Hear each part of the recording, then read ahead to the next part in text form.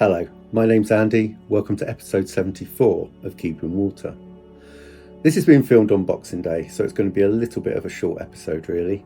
And what I aim to do is just outline what I'm doing over the next month, meaning January, because actually it's going to be a pretty busy month for the pond.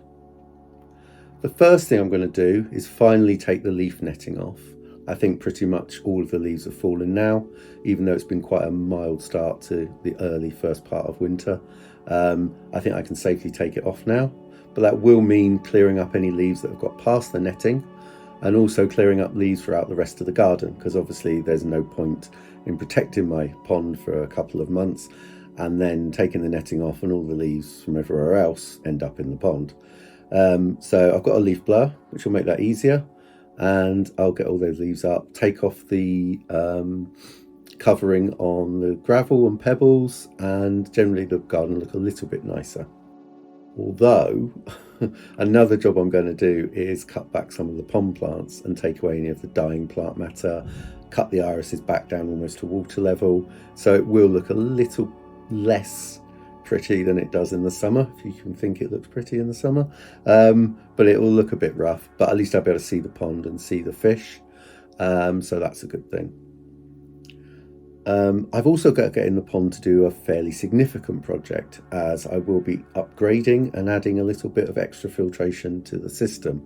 If you follow me on Instagram, you would have seen a picture I put up of some presents around the tree, and I mentioned that the largest present was mine, and if you know roughly what might come in a box of that shape, you'll be able to guess what I'm adding. It will solve quite a few problems I have in my filtration. It won't be perfect, it won't even function perfectly because of the way I'm using it in my system, but it's a worthy addition and it will help. But it will involve getting in the pond, it will involve drilling holes in mortar, drilling holes in the shed, doing a bit of digging, doing a fair amount of pipe work, but it will definitely be worth it.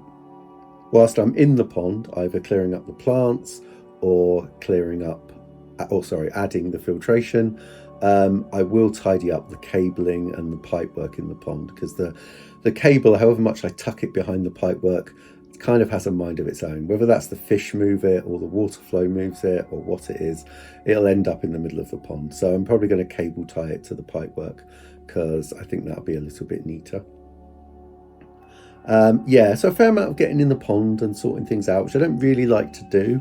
If you watch two of my videos, one carp and stress and carp in winter, it's not really a great time to stress fish out because their immunity is low and they can survive through winter, but adding stress doesn't help. So I don't really like getting in the pond. Although I would say they seem less bothered by me actually being in the pond than being by the side of the pond, which is strange, although you can kind of understand it a little bit.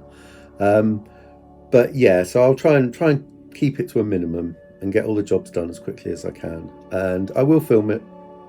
I wouldn't say I'll film it all, but I'll film most of it and then show you what I've been up to. The other thing I'll do is I'll get the tarp ready, because obviously we're heading into that part of the year when temperatures get lower and we're more likely to have snowfall. So I get the tarp ready, and it'll basically go where the netting is now and cover the pond if and when I know there's going to be a heavy snowfall. I won't do it for every snowfall, but if it's going to be a significant snowfall, I'll cover the pond with the tarp, which again will mean I don't see the fish, but it will help reduce those sudden drops in temperature, which the fish will find it hard to acclimatise to and will be more likely to cause them harm, really. Now, the other big thing that's happening in January, and I do have confirmation now, hopefully the first or second week of January, is that my new fish will be coming. Now, again, it's not a great time of year, but I'm getting them from a really good fishery. So the time of year they harvest and deliver is the time of year I've got to go along with, really. So they'll be coming in January, and I will be finally getting them in the pond. So I will have, and if you don't know, I will have 2 extra carp coming. I'm not entirely sure what they'll be like, because I've kind of given the fishery a reasonably free hand in deciding what to send me. They're not going to be particularly small, but obviously they're not going to be as big as the ones I've got now. But it's going to be a really exciting addition, I think, to the pond. And it will be the final fish that I add to the pond. And as I said last week, I've got some decisions to make about the rudd. and what I'm going to do with them. But I think in terms of actually buying fish and adding them to the pond, they will be the final additions. The other thing I'm going to be able to do more of in January is do some more underwater filming, as I've got a new camera, because I've been very lucky with Santa. He's been very kind, and I'm going to be able to do a lot more underwater filming.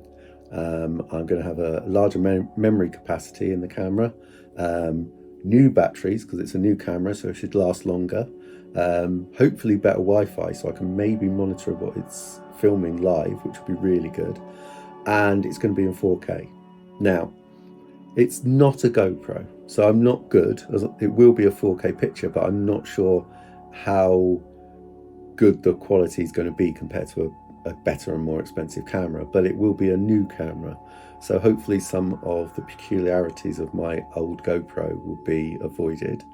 So it'll be quite exciting, because I've really missed filming the fish. I haven't been able to keep an eye on them. I don't think they've got any problems, but they may have that. You know, my glimpses of them beneath the netting have allowed me to see. So there may be stuff going on, and the camera might show that. So fingers crossed there's nothing going on. So yeah, that'll be really good. And obviously I'll share that. Now, I know my underwater episodes are not as popular as some of my other episodes, but I really like it, so you will have to bear with me. As I said last week, I'm still working on my next full main episode, which is going to be a look at carp and nutrition. And I'm still working on it. I've had a bit of a break because it's been Christmas, so I haven't been Googling lots of research documents and reading them. But I am still a little bit further along, so it is coming.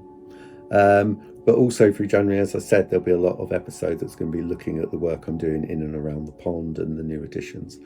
And obviously the fish, so I'm going to devote quite a large episode to them and what I do with them when new fish arrive. Now, I think what's important to say, I spoke about the crucians in the last episode and how I didn't really quarantine them for long enough. And with the carp, I'm not going to be able to quarantine them at all, because I don't have somewhere large enough to quarantine fish in of the size I'm going to be getting. So they will be going straight into the pond.